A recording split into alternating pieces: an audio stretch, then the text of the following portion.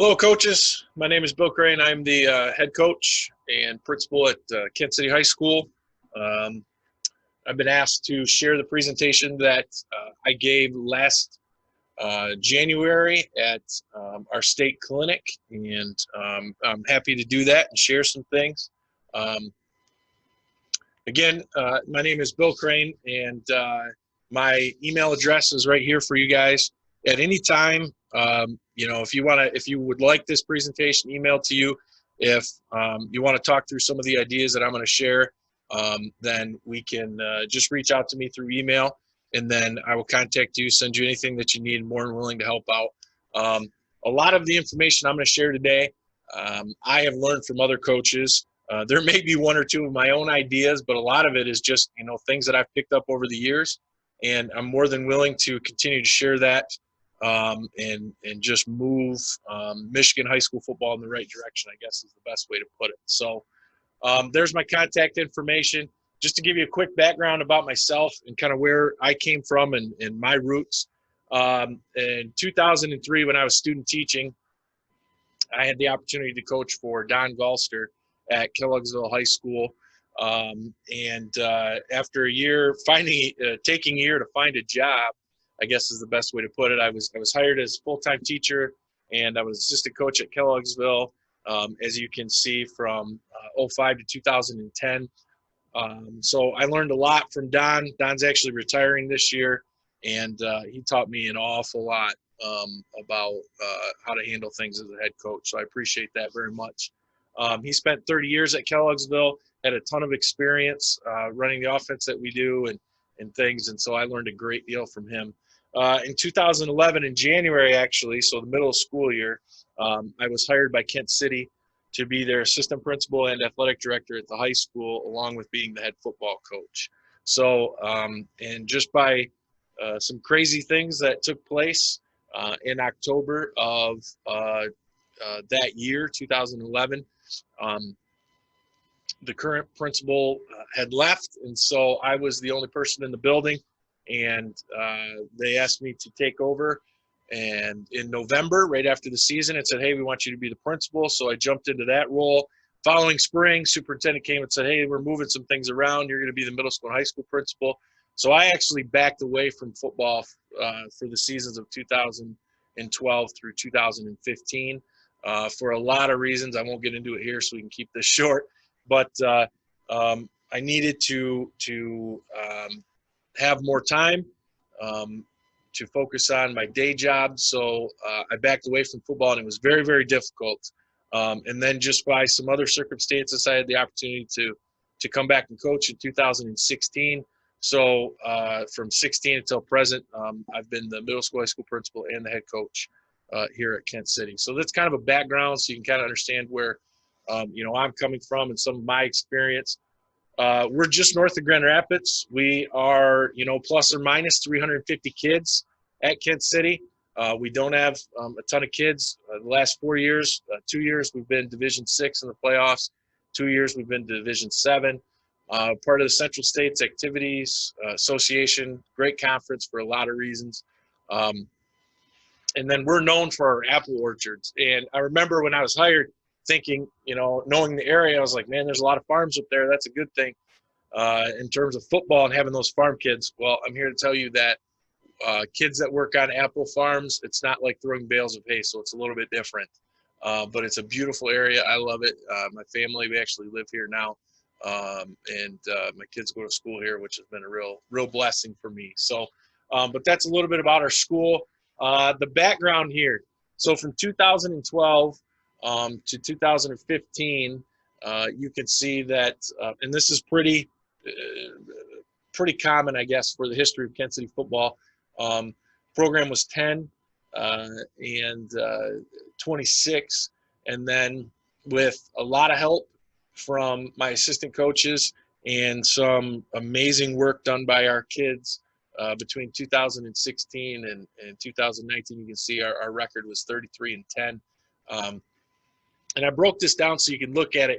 We've all probably looked on the Michigan football.com page where it gives you all of the records and things like that from 1950 to present. But to break it down for you, to kind of give you guys an idea of, for 65 years where our program was.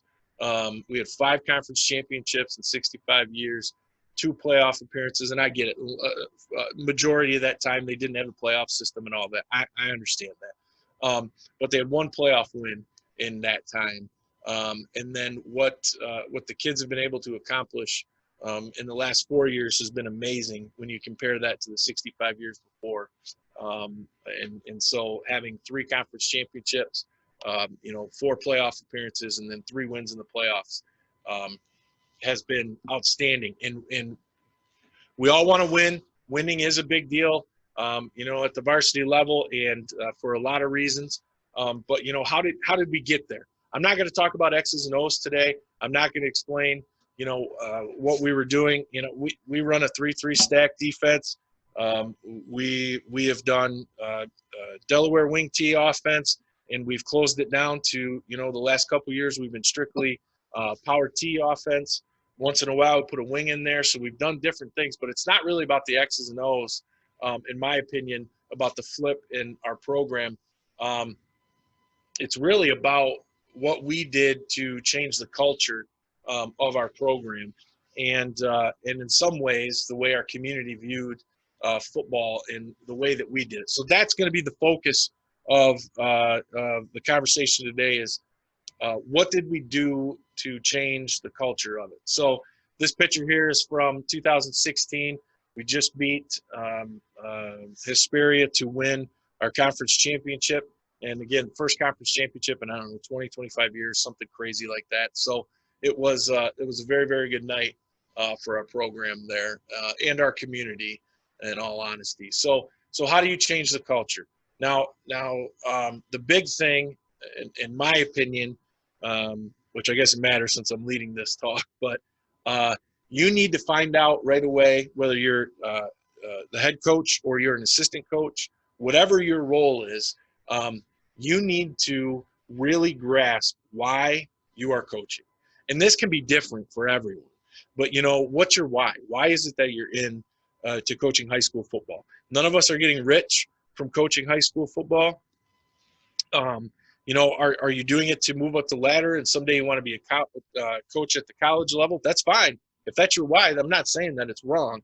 But what is it that you're really trying to do and you're trying to accomplish? Is it just state championships? Yes, we've had some success over the last 4 years, but, we haven't won any district championships. We're still working on that. Yep, I would love to coach at Ford Field someday, but, we're not there yet. So does that mean that we failed? No, not at all. Because I think when you really figure out your why and what you're trying to do, that's going to drive you to be your absolute best, which is just going to translate into the kids and what they do. And this is a quote. You guys have probably seen this hundreds of times, but Billy Graham had the quote about the impact that a coach will make, and about how many kids that they're going to be able to impact throughout one season.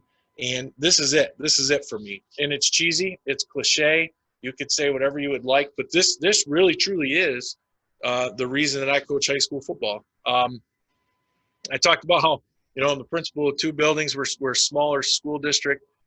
Life is busy. I've got an amazing wife. I've got, 2 children of my own that my wife and I are blessed to have. And, life is busy, but that's okay because, I want to make an impact on young men as they're growing up.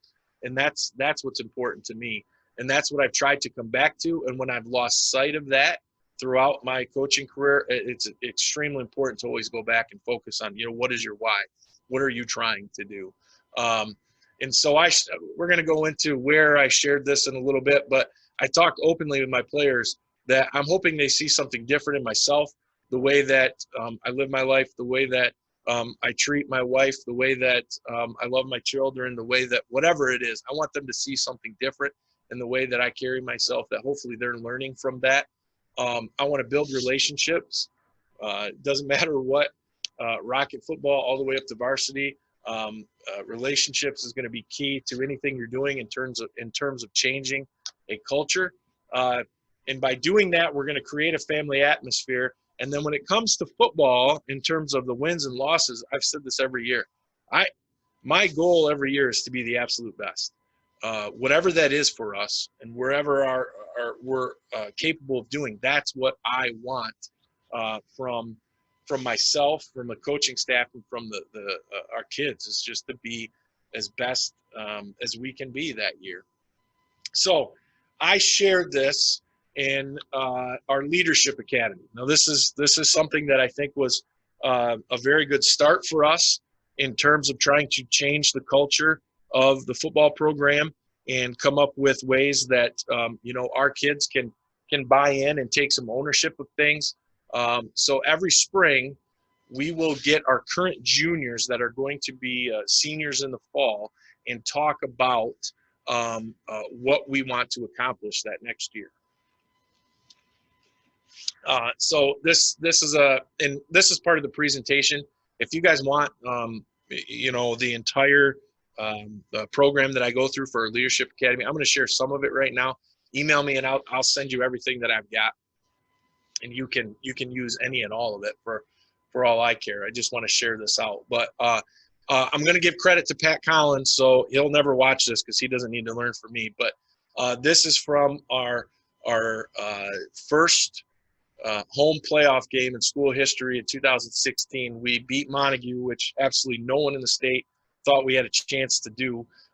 That we beat them 19-20. So, I'm trying to build some excitement. So when I set up our Leadership Academy, I'm looking for different pictures and videos and whatever else that highlight things from the past, so that way our kids can, hopefully get excited about that. But like I said, I'm going to give Pat credit later on, so hopefully he doesn't get too upset.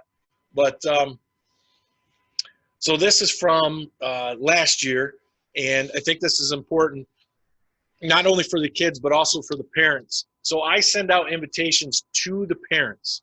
Yes, I talk to the kids at school, but I send it out to the parents and explain to them, when the Leadership Academy is, what we're going to do. I put it on our letterhead so it looks professional, and sign all of them. Again, we're a small program, so if I've got 15 seniors, I would be overjoyed with that. But it's usually closer to 10 or 12. But this is what I send out to all of the parents, even kids that I think there's a chance that they might play. I send it out to them, make sure the parents are on board with it. They know about it. They can schedule things, whatever needs to be, and get them on board right away.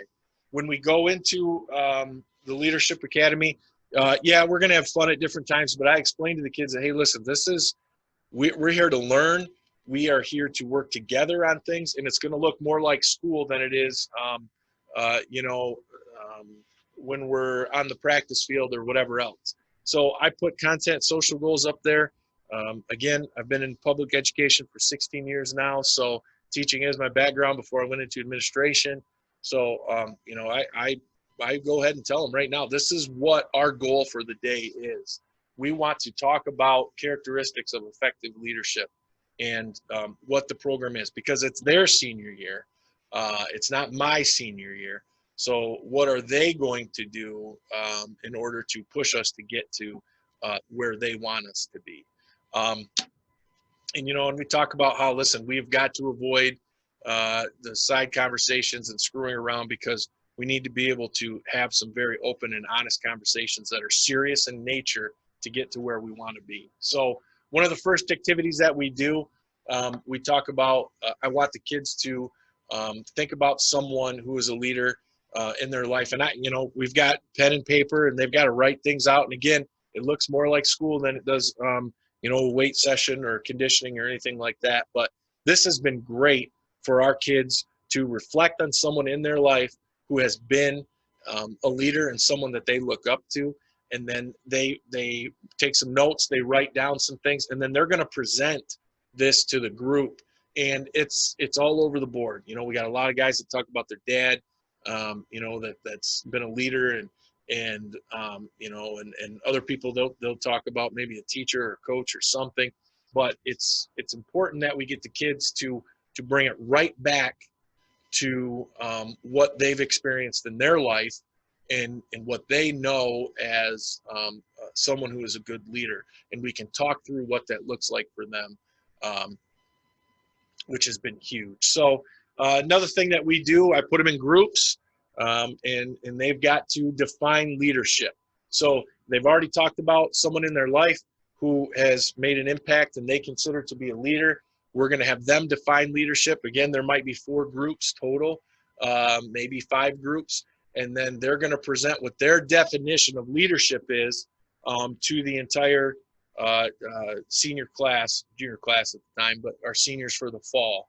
And when we go through that process, you know, we're talking about what we want from our program, and we're including that. And the kids will set the goals for our next season. And that has been outstanding. I will never forget in it would have been the spring of 2016. And again, in 2015 they went 1-8. So I had juniors who were 1-8, and they were getting ready for their senior year of football. And you know, we talked about all these different leadership things. I said, okay, what are your goals going to be for next year? And they said, we want to win the conference, we want to make the playoffs, and we want to win in the playoffs. And I was shocked, and I'm like, okay, all right, those are some pretty lofty goals, you know, and that's what they set. And I'll be darned if we didn't accomplish all of them that year. Went from 1-8 their junior year to 8-3 their senior year. But we set the goals with the players leading that conversation, and then we immediately during our leadership academy transferred into, okay, so what? So leadership is going to set a vision and put ideas out there. So what is it that we need to do in order to accomplish those goals? And what do we need to do with others to bring them along and make sure that they understand this is what we want to do, this is how we're going to do it. So we talk about everything from weight room expectations, how we're going to track attendance in the weight room, what we need to do over the summer. The summer calendar is already planned at this point. So what kind of attendance do we need to have for that? What is the effort that we're going to have when we're in all of these things? And the kids, the senior class, talk about that because, again, it's their senior year. And we emphasize this over and over again that, you know, hey, listen, I'm going to be coaching next year, but you're not going to be playing here. So what is it? What is your legacy? What is it that you want to leave with the program? So it really puts the ownership on the kids, and it's been great.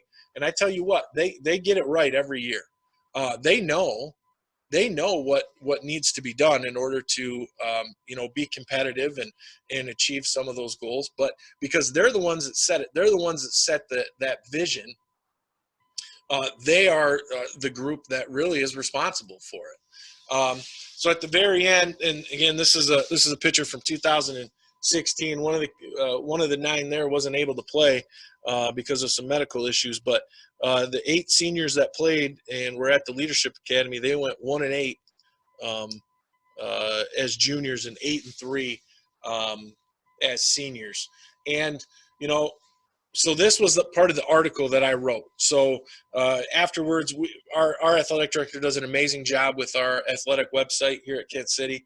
And for a school of 350 kids, we've been in the top 5 in terms of hits on our website every month through VNN company and all this stuff. And it's amazing what he does with that. But so I use that because it's linked up to Facebook pages that parents have, whatever. And I put this out there. So I talked to the parents before about why it was important, sent them a letter. We did this, and then I put it out, and now people, parents, community members, grandparents, whatever it is, they can see, all right, this is what the kids did during the Leadership Academy and why it was important, which I think is very, very important for all of our families in our community to see what our seniors are going to do for us and put that on them. So that's the Leadership Academy.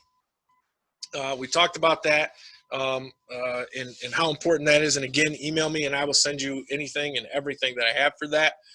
It has been very beneficial for our program. Obviously, this year's has been different because of not being able to be at school and things, but it's important because it puts it on them. So the next area I want to talk about is, okay, so what's the message going to be that you have for your kids? And why is one message important? Because you always have something to fall back on, and you always have one clear vision that you are trying to accomplish. So this right here is a records board. So imagine you walk into our locker room, and I don't know what year they put this up, but this was the first change that I made in terms of we're going to have one clear message. So you walk into the varsity locker room, and 8 to 10 feet in front of you is this 6 foot by 6 foot records board. Okay, and the bottom 3 rows are team accomplishments. Everything above that is individual accomplishments. So that was the first thing that you saw when you walked in the locker room. So that was, to me, a clear message about some things about the past. I wanted to make sure that it was different. So the first thing we did, you can actually see the spots where it was drilled in the wall there. We took that thing down. I bought some paint. Talked with our high school art teacher, who is amazing. Her father actually was an assistant coach at a Muskegon area school, won a state championship, and just, whatever else. So she gets it, right? She's from a football family. And I said, hey, listen, you got some kids in your class that, maybe some of the juniors and seniors who need a project and some different things and, whatever else. So she got some kids lined up to do this for me. And so they came in and they painted this. Here's our logo. We're going to have one unified message, and we talk about we all the time, and we stands for work ethic or whatever. So this is the first thing you see when you walk in our locker room, done by our kids. It cost me $40 in paint, and they did some other things in the locker room too. But this is what you're going to see now. And then this is also painted. I couldn't get a picture of this because it's along the top of the lockers, along a wall here. But when we have a breakdown, whether I lead it or one of the kids leads the breakdown, whatever it is out of the huddle, we say this all the time. We're stronger as a team than we are as individuals. And then we break it with we stands for work ethic. We on 3, 1, 2, 3, we, whatever. You guys, everybody has their thing, family, whatever, they're going to do, and that's fine. But the one clear message for us is that it's not going to be about individuals. It's going to be about the team.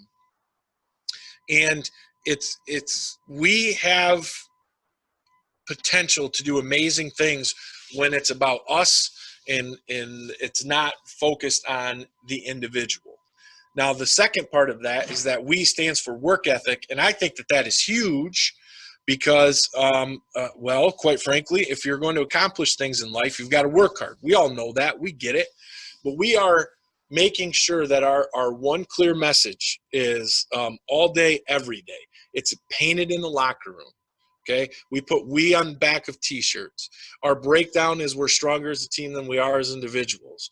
We're going to talk about that all the time. And we're going to have one very clear message. And I tell you what, the other thing that I think is important, or very helpful, I should say, for coaches, is that there are some times where you're upset or maybe you're tired or whatever, and for some reason you just can't think of what the next thing is that you should talk about or you should say or whatever. Well, guess what?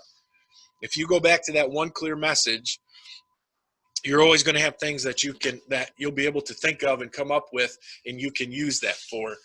So I think that's very, very important. Okay, so that's when we talk about the one clear message, you got to put it everywhere. And it doesn't take a lot of money in order to get some things painted in your locker room or whatever it might be, or the sayings that you're going to do. So that's the clear message is very important. The next item we're going to talk about, here's what we think of, or I'm going to say society in general. When you think of teenagers, you're thinking of kids on their devices. They're focused on what's right in front of them, and it's all about themselves. You got a group there, 5 kids. They could be doing 5 different things, and who knows what's going on. So the way that that I wanted to go after the coaching staff decided, hey, listen, we need to have something that we can put a focus on and help our kids realize that this world is about a lot more than just them. Okay, and we could talk about all about the way our society is and teenagers and what their world is like and this, that, and the other thing. But I'm here to tell you, when you give the kids the opportunity to rise up and do something and think about something other than themselves, it is truly amazing. So we put all of our focus on the Grand Rapids Home for Veterans, and we decided that the way that we wanted to change our viewpoint was to start focusing on our veterans in the West Michigan area. And so we wanted to do something to help raise money to help with cost of living, or I'm sorry, not cost of living, with activities that they get to do at the home, and that they get to quality of life activities that's really going to enrich some of the things that they get to do. So one of the pictures is from our military appreciation game we put on every fall. We've got the picture from the Black Hawk helicopter right before a game. That was amazing. And then the other pictures are times that we play bingo. We take our kids and we play bingo with the veterans and the members of the Grand Rapids Home for Veterans. So again, we want to take the focus off of ourselves and the screen that's right in front of you, and we want to change your viewpoint and have you realize that this world's about a lot more than just you. And we've been able to do this over and over and over again with our partnership with the Grand Rapids Home for Veterans. And you know what? It's phenomenal. Our kids get so much out of it. And even the parents and the coaching staff, and there's not a time that we leave the Home for Vets that you don't go away thinking, man, I'm a very blessed individual, and we've got a lot of amazing people that have sacrificed a lot for us, and it's just been a great partnership for us. So this picture is from again, thinking outside the box. How are we going to take care of others? So we came up with the idea of, let's do a 7-on-7 in July. Let's do it on the front yard of the Grand Rapids Home for Veterans. So here we are. We partnered with Grant High School, Coach Garrity doing a great job up there. One of our rivals, non-conference games, but we still come together for the Vets Home. We played quote unquote 7-on-7 game against them, so that way members of the Vets Home could come out, and the mobility is an issue for a lot of the members there, so we were able to take them and get them out onto the front yard there and able to play a game, and it's been phenomenal. It was a great opportunity for us, so we could it ended up being a 5-5 tie or something like that, which was crazy. But it was still just the opportunity. We had officials. You can see official in the background. We tried to make it as game-like as we could for the members there. And we talked about, listen, we're out here. Yeah, we want to get better. Yep, it's about competition. But what are we playing for right now? You're not playing for yourself.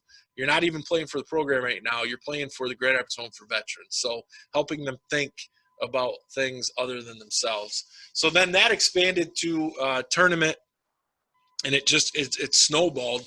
And we've had, quite a few teams that have shown up. We do Grand Rapids Home for Veterans. Again, I told you guys, we're Power T the last couple years, Wing T team, and we're running a 7-on-7 tournament for what? We don't throw the ball. We haven't. Maybe we will a little bit more in the future, but that's not what we do. But we've had a tremendous response from other high schools that want to be involved in it, and we have it right there at our facility. We use our practice field, our game field. We've painted some lines out in the outfield of our baseball and softball fields so we can accommodate more and more teams, and we've been able to raise a lot of money for the Grand Rapids Home for Veterans doing this 7-on-7 tournament. Is it a lot of work to put it on? Yeah, it is. It's a ton of work. When you talk about having, 20 schools show up for a tournament, that's an awful lot that takes place in July. But it's been great because it's helped our kids understand that it's not about them. And again, what are we playing for and what are we trying to do? So in the other way, and I think I used this picture earlier, but this is a great way to get our kids out of their comfort zone and put them in situations where they're going to grow as individuals, is when we get to go and hang out with the members. It's been just such an honor and a blessing for us to work with the members of the Grand Rapids Home for Veterans and really just get to know them and build those relationships. And it's just been great for our kids. It's been awesome to see the growth from our young men and how they've been able to build those relationships and help others that need help by playing bingo, which it gets feisty. I'll tell you what. So be careful if you're gonna work with them. Bingo is a big deal, so keep that in mind. The next way I want to talk about that, I thought this was a huge lesson for us in terms of what we were trying to accomplish and getting our kids to understand that it wasn't about them. We lost the game, so I don't know how big of a deal it was, but we were given such an awesome experience. Our first round playoff game at Kent City in 2018 against Saugatuck was televised on Fox Sports Detroit Plus. Fox Sports Detroit was out here all week, and we had this amazing opportunity to kind of highlight our program and show off things that we were doing, and it was just a great experience. The whole thing was amazing, except for the fact that Coach Dunn, who I'm going to talk about later on too, Coach Dunn and their program, they pulled away in the fourth quarter, ended up beating us by a couple touchdowns, and obviously I wasn't happy about that. But overall, the experience was amazing. Fox Sports Detroit says, "Hey, listen, we're going to come and do this pep assembly Thursday night. We're gonna pay for the food, and we're gonna give everybody free food." Well, guess what happens when you talk about, "Hey, listen, come out to this pep rally, and we're gonna give free food and do this and that, whatever else." And so we get a huge turnout the week leading up to it. Jason Vogel, my athletic director. So again, I'm his boss, right? Because I'm the principal. But as a football coach, he is my boss, so it gets a little tricky. But and he's also one of my assistant coaches, so just throw that in there. So we're talking about, they came to us and meaning Fox Sports Detroit said, "Hey, listen, we got to do a pep rally for the football team. We got to do something for the football team, and we need to do ads and all this stuff, and this is great." All right, that was an opportunity for us to say, listen, I guess it's all about us right now, right? And that's what we're doing.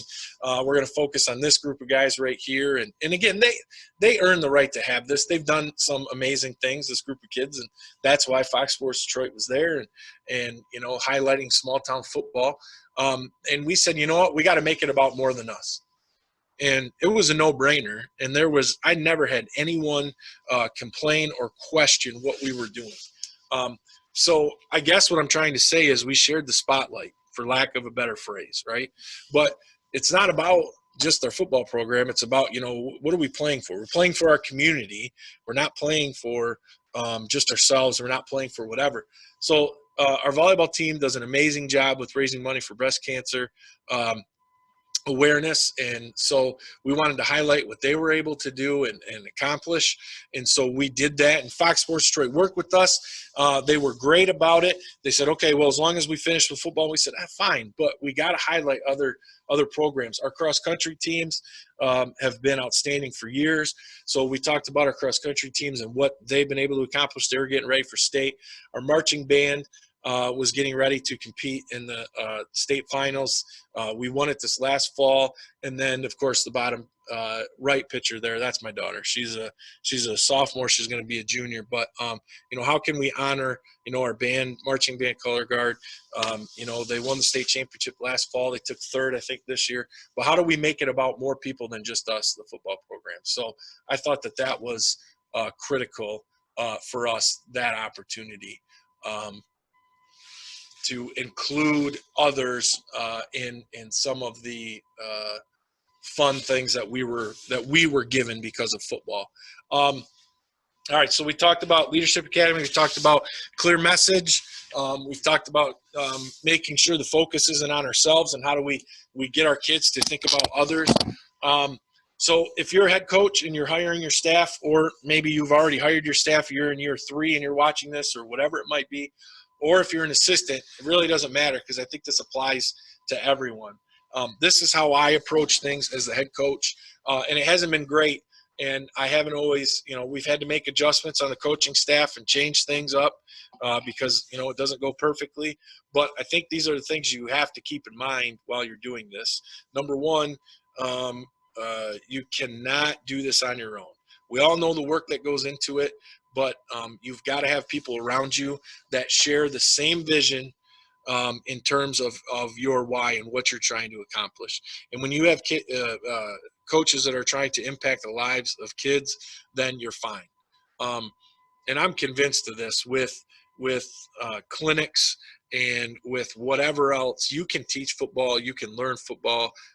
There are college coaches right now. I've heard of guys in the past, they didn't even play high school football, but they've been able to learn the game, whatever else. You can do that, but you gotta love working with kids. Otherwise, it's just, what are you really there for? So that's extremely important. The other thing is that I think you have to have very clear coaching roles and expectations. This is going to sound a little crazy, but you can see the date on here. I was hired in November, right after the season in 2015. So we had our first coaching staff meeting. I was able to get I was blessed to have some teachers on staff and guys in the community that, wanted to coach. And so we were able to quickly get our coaching staff together. And I put this on letterhead, and, that's our old helmet design and whatever. But, I put it on letterhead again because, and you type this out because here's our agenda. So I think there's a level of professionalism that it gives your coaches, and it sounds silly and maybe it's not a big deal, but I tell you what, this is what we're doing. This is what we're accomplishing. We're going to spend a ton of time on practice plans, right? Well, let's have a very clear agenda for our coaches meeting and what we want to accomplish. So we talked about all those things. My list of coaching expectations, and you know what? It's not easy. I've had to talk with guys over the years, and coaching roles have changed or whatever it might be, but this is what's important, and what we have to be on the same page for. And I know that you're reading through this list right now, and it's like, oh wow, 10 off-season workouts. Well, no kidding. You need to make sure that you're at all practices. Well, who would coach and not be at practice? Here's the thing: if you don't have this set up at the beginning, and they don't understand, meaning coaching staff doesn't understand what you are trying or what you expect of them, well, you can't get mad when they call you and say, oh, listen, I got this going on or that going on. I get it. People have jobs, and that's fine. I'm not saying that if they don't show up to something that they're fired, but I am saying that you want to make sure that they are at everything possible. Because that's what you told them at the beginning. It's not a surprise to them. They know what the expectations are. And we talk about recruiting all the time. We got to be amazing recruiters in our building and in our community, and try and get more kids out for football because it's the greatest game in the world.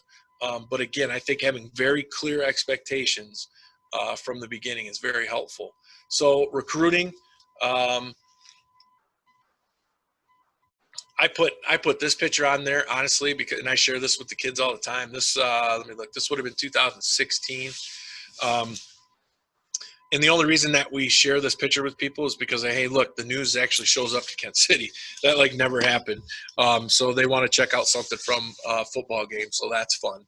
But you never know. You never know who's walking the halls and who's going to be able to, bring something to your program, or someone that you're going to get to impact through your program.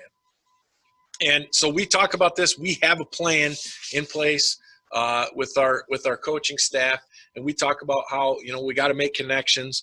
We got to be present in the school. Not everybody can work in the building that they're coaching at. I get it. I understand it. That is just not possible in all situations. But are you going to be around for events? Are you going to, go to wrestling and basketball? Are you going to show up for track meets? And what are you going to do to build connections and get to know potential players that aren't playing football right now? And I think that, I talk about in that last point right there about talking to their parents too. That is huge, because you've got moms that might be a little nervous about football and the safety issues. So you have a great opportunity to talk about that and how safe the game is and whatever else going on. And I'm going to tell you what, there's something powerful when you're talking to a mom and a dad, and you say, listen, I want them part of the program because I think it's going to help them, and I think that they're going to help us. That is a big deal for parents, and that is a great way to start that relationship with the parents and the kids. It's talking with the parents when you're trying to get their child to come out and play football. Working with other coaches, I think, is important in terms of, hey, listen, off-season things happen, but we're all part of one athletic program. We got to do that. I email parents every week. Every week I send, doesn't matter if it's January, if it's October, whatever. They get an email every week about the schedule. If the weight room's open in January, this is when it's open. This fundraiser's going on, whatever it might be. And I put players on there who, I've talked to, and they're like, yeah, maybe, whatever. So I'm sending emails to their parents every week.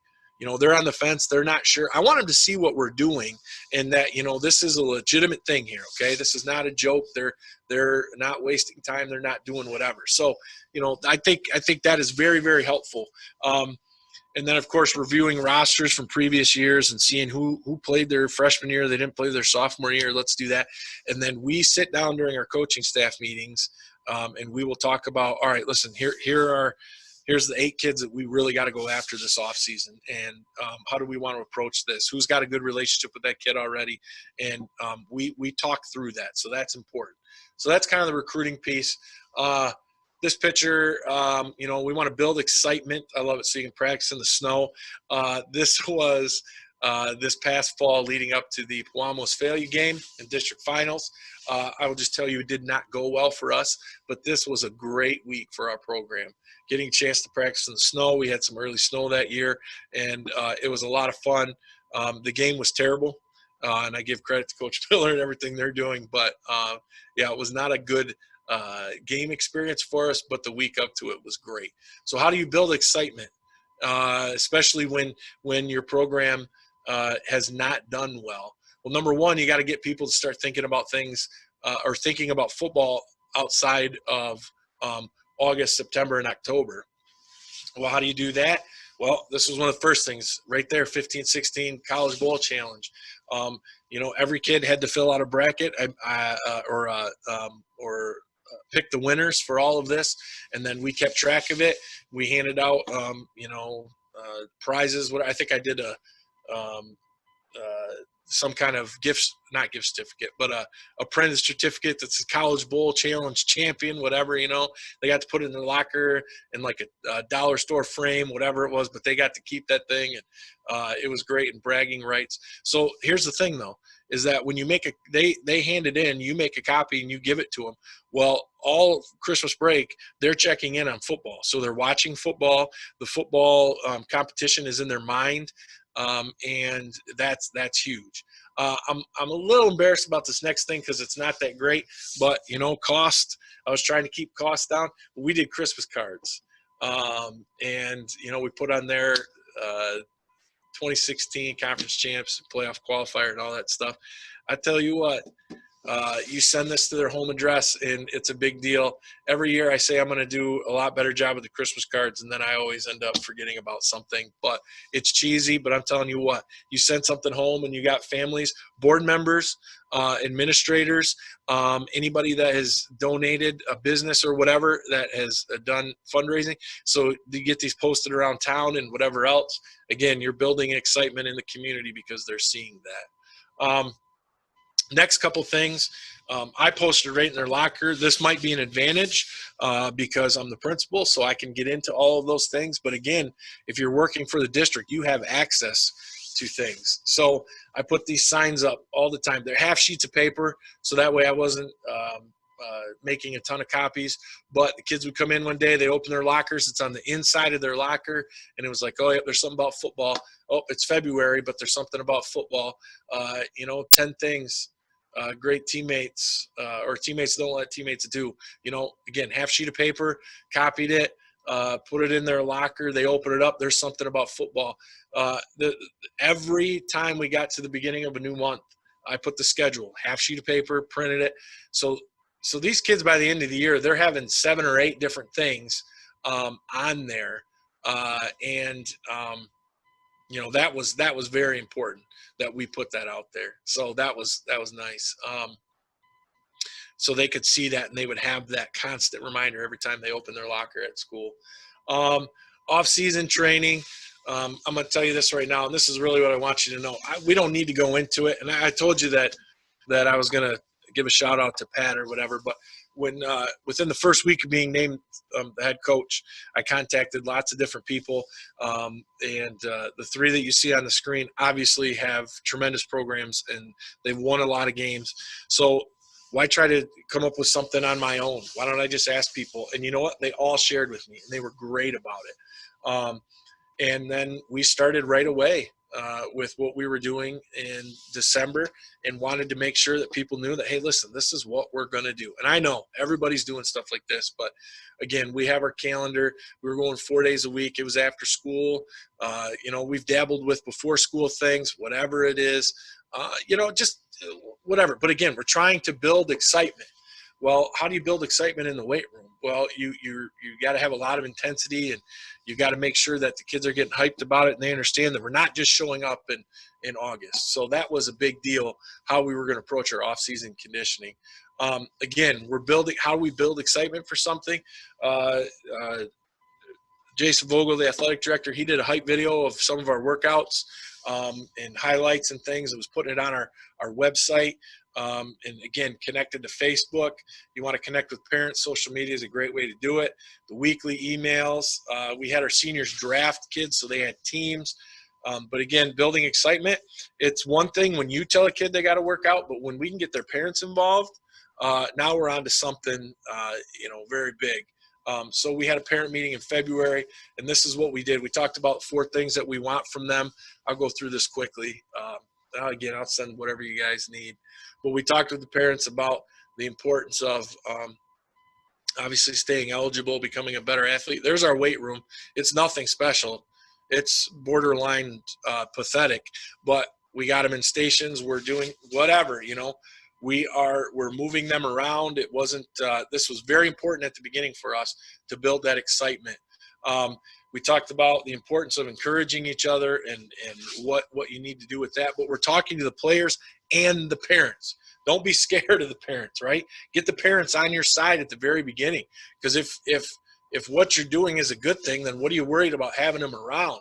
Talked about being enthusiastic and what we got to do. Talked about being a student of the game. How are we going to accomplish those things? And learning more about the game. We went to indoor football, arena football in Muskegon, just so that way we could be around football and things like that in the off season. We did football Fridays.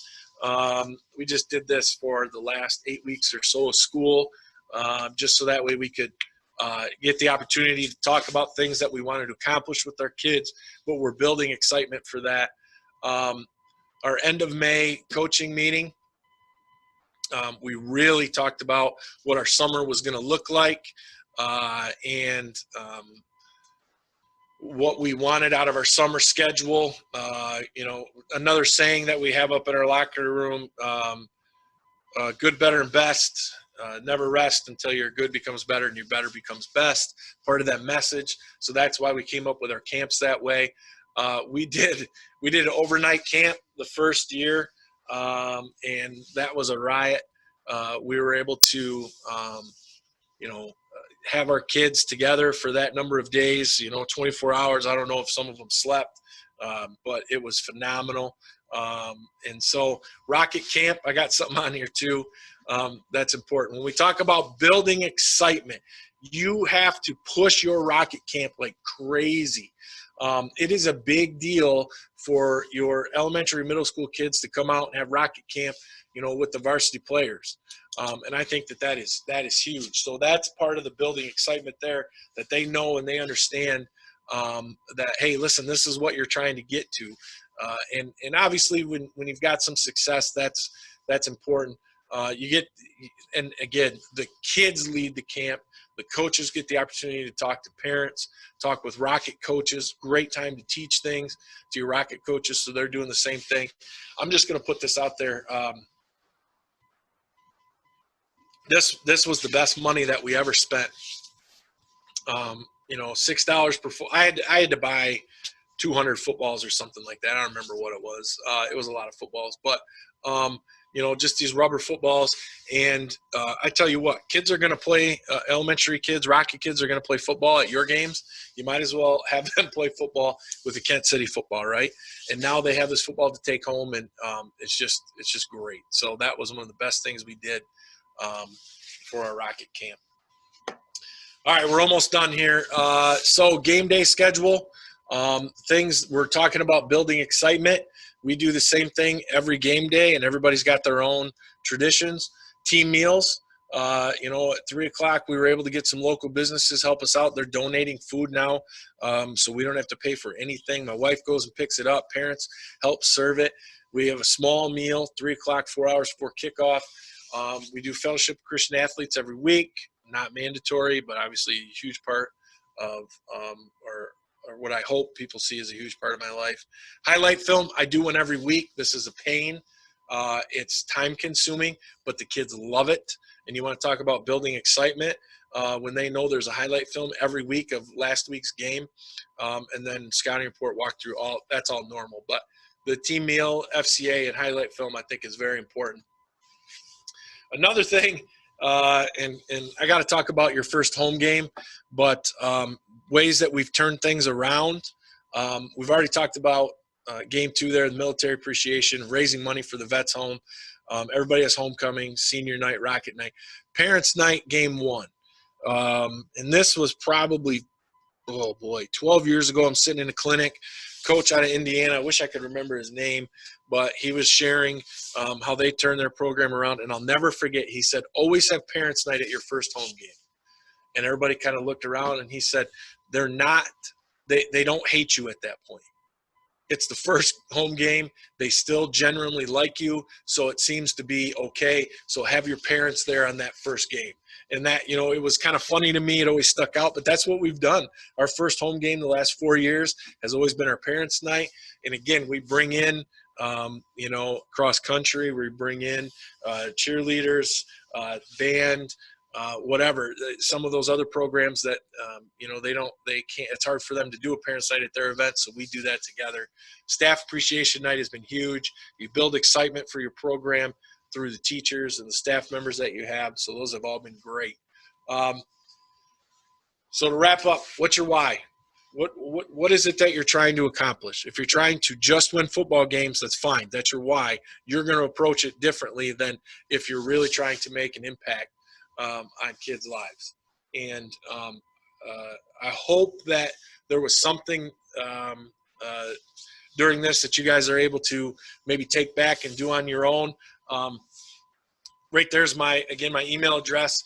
I'm more than willing to spend time, talking with anybody on the phone or sharing information with them. But just, pretty quick rundown of what we have done in our program. And I would tell you that the wins are great and the success has been amazing, but the relationships that have been built and the community support that I have seen grow each year over the last 4 years has been absolutely amazing. So with that, I will say reach out to me if you need anything, and just keep doing everything you're doing for our high school football players in Michigan. Thank you.